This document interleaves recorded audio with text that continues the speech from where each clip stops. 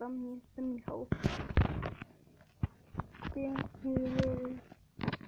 Kupiłem sobie taką kamerkę specjalną dla was. Kosztuje 50 zł, tak mało. Dla was to zrobiłem, żebyście mi dali lajki chyba. Też nie pokazałem. Moje intro działa.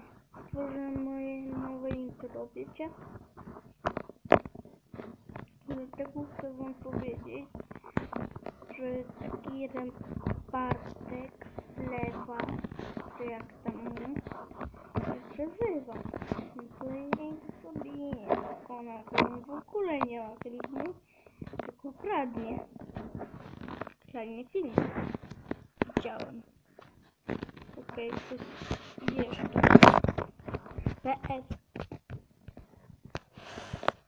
Spróbuję to jakoś zrobić, żeby nie to działało. Jeśli zadziała, no to like do góry, okej? Jeśli nie zadziała, no to like tu. Okej? No, siemano. Albo siema. No to like, proszę.